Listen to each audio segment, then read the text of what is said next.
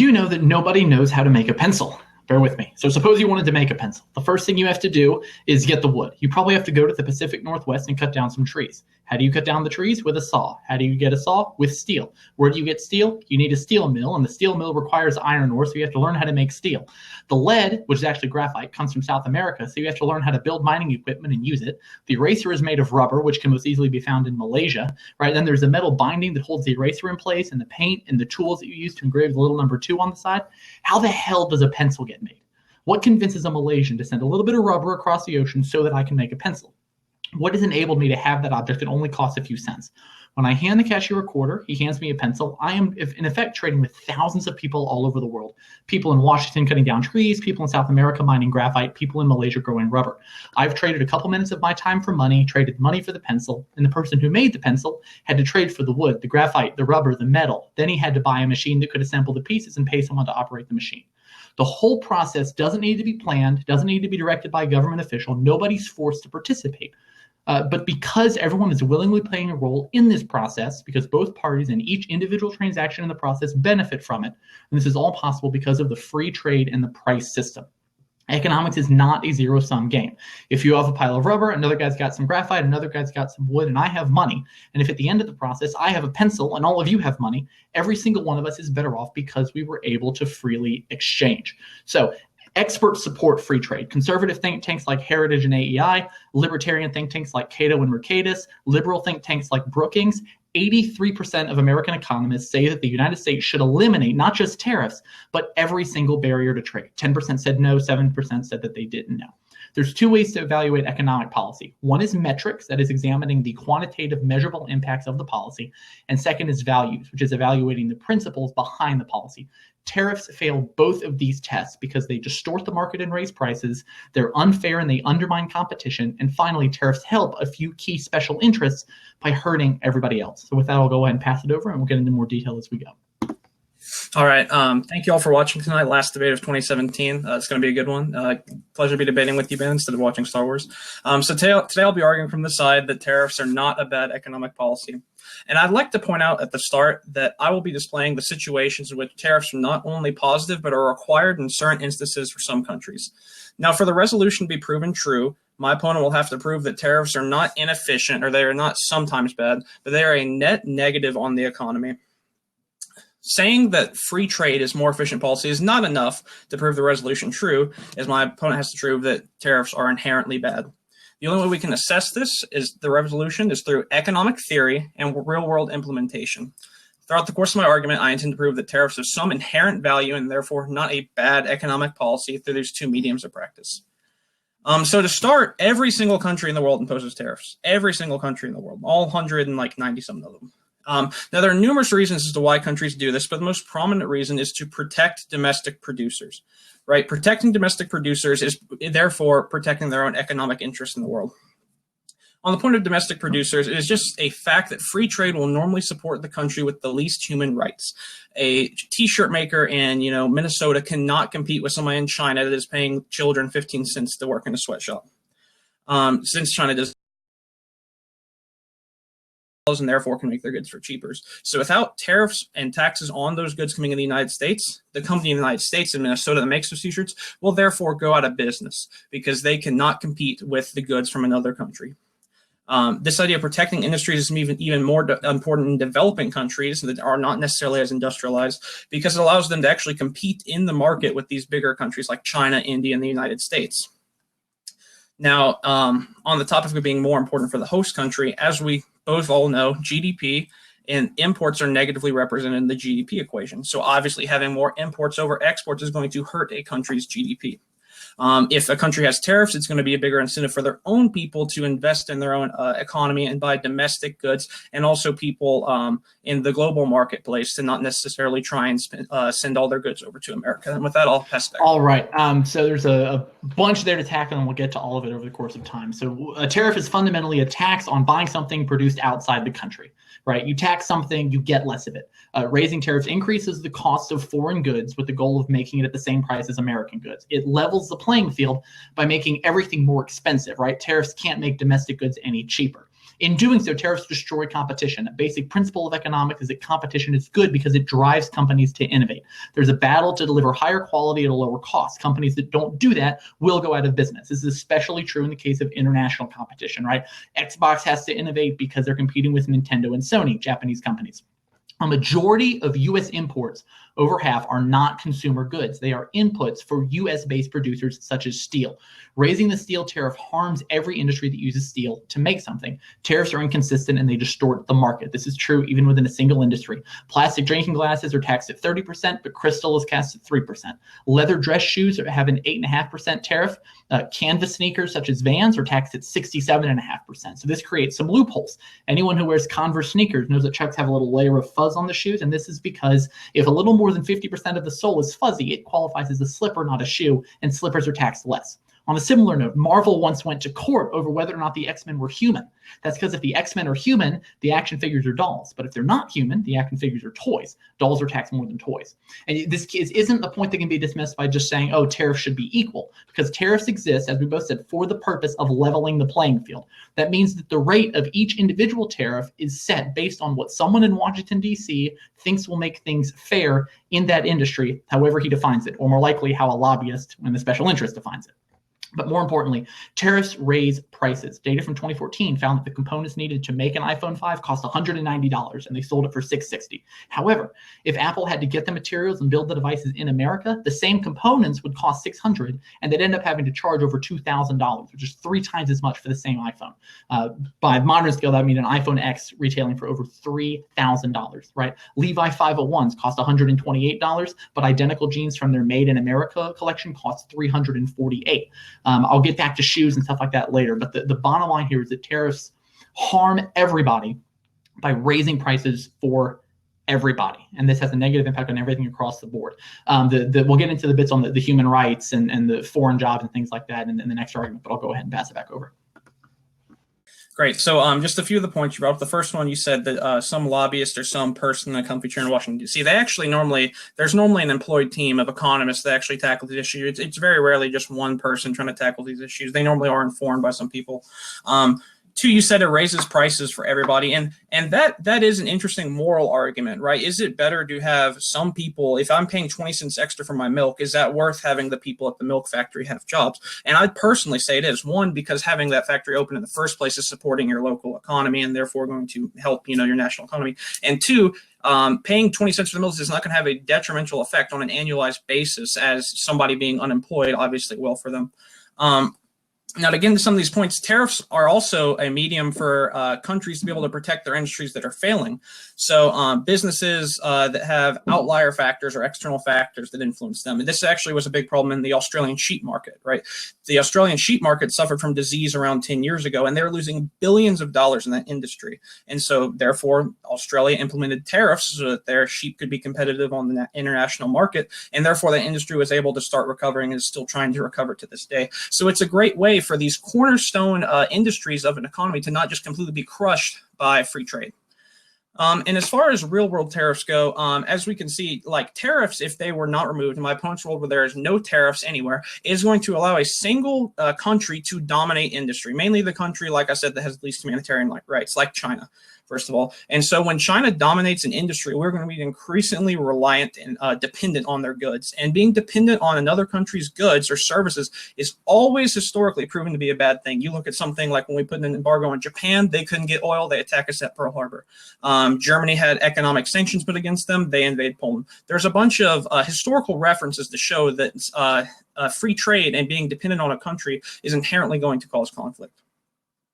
Now, to look at this even further, there are many other cases where tariffs are just inherently not a bad policy. Like I said, even if you can equate and argue that free trade is better than tariffs, which I'm not even remotely conceding to, you still have to prove that tariffs themselves are inherently negative in every single scenario. Saying that they are sometimes bad or they are inefficient is not a decisive argument to win the round. All right, so I'll address a few of these. First of all, paying more for products because you want to support American jobs, great. You as an individual are more than free to do that because we have a free market. If you want to buy a Ford instead of a Honda out of patriotism, go for it. If you want to pay an extra $220 for a pair of Levi's made in America, you can do that. But that doesn't mean that the government should impose that same choice on every single American consumer. You can have a moral conviction about buying American, and a lot of people do, but that doesn't make good economic policy for the whole country. Again, just diffuse harms and concentrated benefits, right? If everyone pays $100 more for clothes in a year than we otherwise would, most of us wouldn't notice, but it would still be bad for the economy. However, if you have a job making clothes and the tariff makes your profits go up, it makes economic sense to get lobbyists and try and get your tariff enshrined into law. So tariffs are harming American consumers as a whole in order to benefit narrow industries. That's the definition of a special interest. Picking winners and losers is not good economic policy. Now, with the idea of using it for foreign policy purposes, right? Punishing bad countries. That's called economic sanctions, and they are a tool of foreign policy. There's two things to note here. First off, the utility of economic sanctions is up for debate, right? Sanctions caused World War II. But more importantly, it's not germane to the debate, because whether you're using tariffs to advance foreign policy, that's no longer economic policy. Foreign policy has a completely different set of goals to what economic policy has. For example, war can be good or bad foreign policy, but war is almost always good for the economy. The bottom line is that they're different things. And if we decided that tariffs are good foreign policy, even that wouldn't make them good American policies. So on the issue of workers, the biggest thing reducing American manufacturing jobs isn't Chinese workers, it's not Mexican workers, it's robots. You can't tariff automation or innovation, right? Imagine if the US started putting tariffs on Blu-rays to save the DVD industry, or if we started taxing smartphones because we wanted to replace we wanted to protect all the devices that they're replacing, right? That'd be ridiculous. But that is exactly what we're doing when we decide government knows better than the market. Tariffs are an attempt to preserve obsolete jobs that the free market doesn't want at the expense of innovative new jobs and products that the free market does want. The free market replaced unionized automotive assembly line workers with people who can design, build, and program car-building robots. That is a natural consequence of innovation, and tariffs can't stop that. Furthermore, a Dartmouth study found that companies that, quote, sent jobs abroad ended up hiring twice as many people on average back here in the US. Finally, trade deficit. Right? This is a complete non-issue. I have a trade deficit with McDonald's because I buy more from them than I sell to them, right? But despite that, a trade deficit is not debt. It literally just means that more things are coming into America than leaving them. More people are choosing to invest their money in America instead of somewhere else. That means more jobs, more new businesses, more productivity. Trade deficits typically correct over time, and they keep inflation down, meaning that your money actually goes farther. And we'll get into more of this later. Okay, so some of the points you brought up, you said buying Ford versus a Chevy, that's more of a personal opinion on their patriotism. I disagree. I think tariffs is what makes it a personal opinion based on your patriotism. Which type of car you want to buy can come down to your personal opinion and the research you do compared to, hey, or a Ford versus a Honda. Saying a Honda is several $1,000s cheaper than a Ford is going to be a much more weighing factor than saying this Ford has better air conditioning. You said an extra $100 a year for pants or something is bad for the economy, and I disagree. If everyone's spending more money in the economy, that's literally what the economy wants. The economy normally wants a demand increase because that's going to cause real GDP to rise. Next, you talk about economic sanctions and they're faithful. I think it is a little bit more off topic, but I do think it is relevant to think about the effects that it would have if we decided to rid ourselves of tariffs, like your world suggests. And then lastly, you said trade deficits, and if we have more imports, that means people are investing money in America, and that's inherently the opposite. If we have more exports, that means more money is coming into America. If we have more imports, that means we are buying more stuff, and more of our money is leaving America, and the wealth is going to these other countries. You also argue that the issues of competitiveness and like with China, it's not because of their human rights, it's because of robots. Well, even if it is all due to robots, they still have extreme problems like their currency manipulation. There's a big problem because the IMF refuses to do anything about China. And so they still have an inherent advantage in the market because they are manipulating their currency so bad, and because they are doing things that are immoral and is therefore helping them in this marketplace. But even with that, it is illogical to say that them being able to pay children 12 cents an hour and filling their sippy cups with espresso is not helping them produce goods cheaper and faster. I think we can all agree on that. Even if you look at something else like the debt to GDP ratio, which I believe is the end-all be-all of economic arguments. I bring this up in a lot of debates because it basically reflects how effective governments are at their policy. If you look at the time which I think is fair because that's when, industrialization got crazy and we have modern technology. The time when the debt to GDP ratio was at its best between 1960 and 1981, where we brought it down from over 100% to 31%, was also the time that we had some of the highest tariffs in recent history, with them between 5 and 7%. So even historically, looking at the debt to GDP ratio, it still shows that tariffs do have some inherent value and are therefore not a bad economic policy. All right, so going back to shoes from earlier, right? Of the 1% of shoes that is made in the U.S., a prominent manufacturer, New Balance, right? Their cheapest internationally made pair, $65. Cheapest U.S. made pair, $165.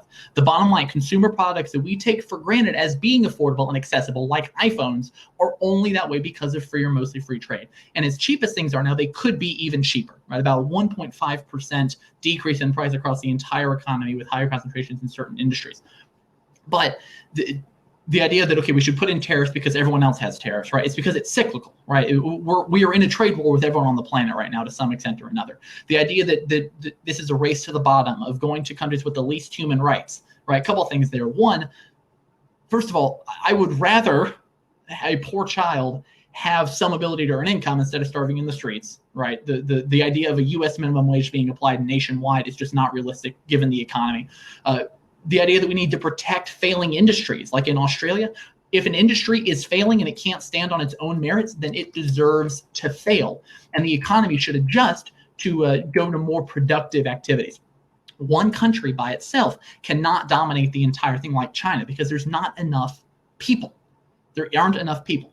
And if all the jobs go to one place, there won't be any money left for them to buy things with, right? Wealth is not just monetary. Right, wealth involves any kind of voluntary trade, right? If I want to sell you a horse, if I want to sell you an iPhone or an Apple or whatever, and you agree to it and I agree to it, we've made a voluntary exchange, and it only happened because both of us feel like we benefit. Okay, we can look at a case study here, the Bush steel tariffs, right? In the 1950s, 650,000 Americans were employed in the U.S. steel industry. That number has now dropped to 140,000. In 2002, Bush imposed tariffs of up to 30% on steel imports, which benefited American steel companies and their unionized workforces. 13 million Americans, however, work in steel-consuming industries like construction and automation. Automotive industry like cars. When steel became more expensive, it hurt all of them. So for every one person whose job we protected with the steel tariff, 93 people had their jobs harmed because of the higher price of steel. The Bush administration lifted the tariffs at the end of 2003, but in those 21 months, an estimated 200,000 American industry workers lost their jobs because of the higher steel costs, right, to protect 140,000. Economists estimated that steel tariffs ended up costing 400,000 a year in economic activity for every steel job that we saved. And despite all of this, steel companies continue to leave the U.S. So who do tariffs actually help? They help the government, who collected $34 billion in import taxes in 2015. They help the special interests who influence the government. They help unions who are insulated from competition in the labor market. And they don't help the vast, vast majority of Americans. Okay, so to go on some of your point, I'll go from the bottom up here. You talk about the steel industry being hurt. So one example of George W. Bush making a terrible economic decision is not enough to inherently say that all tariffs are bad, right? You have to prove that there is a net negative in the fundamental idea of tariffs in this situation. And saying that George W. Bush made a bad mistake is not enough to prove that tariffs are inherently bad because he didn't do his research. Okay, you said wealth is not just monetary and that the money has to go somewhere. So let me explain where the money normally goes. When somebody like China gets a bunch of money, U.S. money, they don't want to ruin their currency manipulation, so they just take those dollars and they invest it into the debt of the United States. China owns more foreign bonds than any other country in the world, right? They're the second biggest bondholder of United States bonds specifically, but in every other market, they actually own more foreign bonds than anywhere else in the world. And then you go and you say that Australia deserves to have the economic collapse because they can't inherently compete in the market. And I didn't say it's because they couldn't inherently compete in the market. In that example, I said it's because they had an outlier factor, like disease, that actually caused their market to fail. And to suggest that, Australia had this, a disease that swept through their stock of sheep, and therefore they should, have an economic collapse on one of the cornerstones of their economy is kind of outrageous in an economic sense, saying that they should inherently fail because an outlier factor affected them, and the government should not take intervention because that's going to raise the price of sheep for all the people in Australia. Meanwhile, a bunch of people are getting laid off their jobs. And then you talk about iPhones and, sneakers. These are very minute examples, right? They're actually fairly minimal examples because things like iPhones and sneakers are already a very thin, finite market that is already not very competitive as it is. You have a few players in the cell phone market or in the, sneaker athletic shoe market, and that's about it. It's not inherently competitive itself. So allowing these other companies through tariffs to be able to compete with these markets would overall be a benefit if I start making iPhones. And so once again, we have to prove that on a economic theory and practically that tariffs are an inherently harmful policy to the economy and not they are sometimes harmful in outlier situations. Once again, I'll bring up that this tariffs also help developing countries that are not at the industrialized stage that we are yet to become industrialized and compete in the market because they cannot afford to, one, subsidize these industries to the same rate the United States and China do, and two, to have the foundations to compete with us on an economic level, especially when we are such more vastly industrialized and you have people like China that manipulate their currency on a massive scale. So steel, right? That was following your example of what a good industry saving tariff should look like, and it ended up severely harming another one.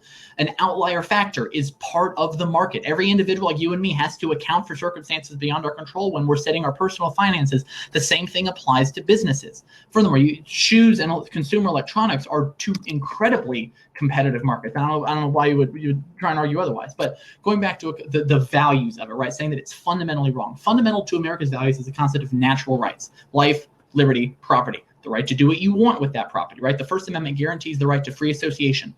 If I want to sell something, you want to buy it from me, that's a voluntary and free exchange. Tariffs undermine this right on principle by mandating that we pay a third party. Tariffs are fundamentally unfair because they allow the government to pick winners and losers, and that is bad regardless of the tariff. Why does the government have the right to benefit 140,000 steel workers at the expense of 13 million workers in steel-consuming industries? Why does the government get to make buying a Honda more expensive because some lobbyist for the United Auto Workers doesn't want his union to have to compete with international workers? It makes it harder for everyone else to compete by tilting the playing field in favor of special interests who benefit from unfair advantages through targeted government regulation and taxation. All right. Now you mentioned currency manipulation, right? Trump likes to talk a lot about this in regards to China, right? Currency manipulation doesn't hurt America, it hurts China. When they deliberately undervalue their currency, it means that Chinese goods are cheaper for Americans to purchase, but it doesn't make it any cheaper in real terms for China to produce those products, right? If China decided they wanted to flood the market with U.S. debt, you know what would happen? The price of U.S. goods would shoot down and it would correct the trade deficit. Right. President Obama tried to protect the U.S. tire industry from unfair trade practices by China by imposing a tariff on Chinese tires. And you know what happened? Chinese imports did go down 35%, but we started importing them from Thailand, Indonesia, and Mexico instead. Right. There may be an art of the deal, but economics is a science. If something benefits the economy in measurable, quantitative terms, it is good economic policy. If it doesn't, then it isn't. Simple as that. Okay, so some of your points, you said tariffs pick and choose.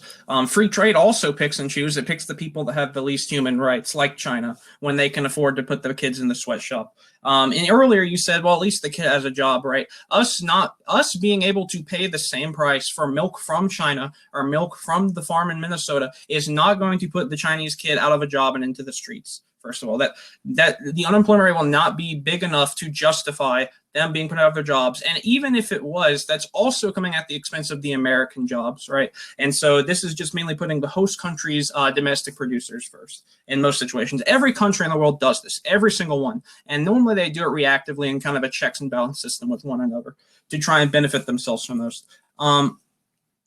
You said that, we put the tariffs on tires, and so we started importing them from Thailand and Mexico.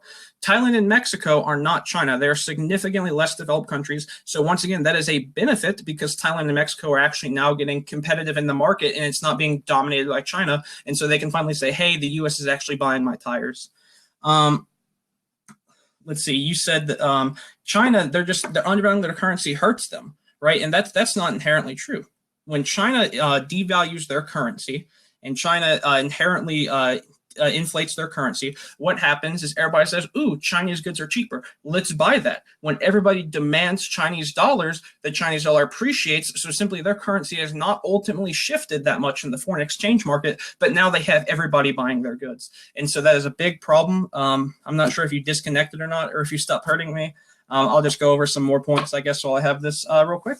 But it comes down to the question. There are clear examples, like the sheep industry in Australia, like the 1960s through the 80s in America, where tariffs have some inherent value and are therefore not to be condemned as a bad economic policy, even if you can win the point that free trade is overall better than tariffs. It is not enough to deem them a bad economic policy. If we were to say apples were more healthy than oranges, we wouldn't say that oranges give you diabetes. And with that, I'll pass it back to you if you're here.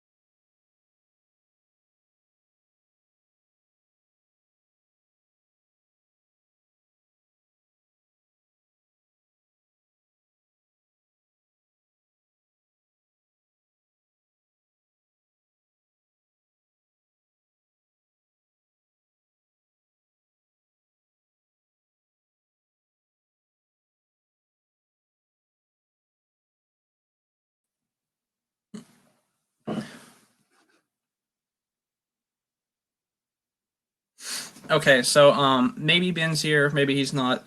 But since we did have connection issues, what I'd propose, if he's willing to mutually agree to it, is that he gives about a 2-minute video comment below, and then I give about a 2-minute, 30-second video comment below, and then the judges can look at that when they equate their decision. We went through most of the debate, so I don't think it's just to, restart it exactly. But since we did go through about 26 minutes of it, but certainly I think that's fair to both of us if we mutually agree to that.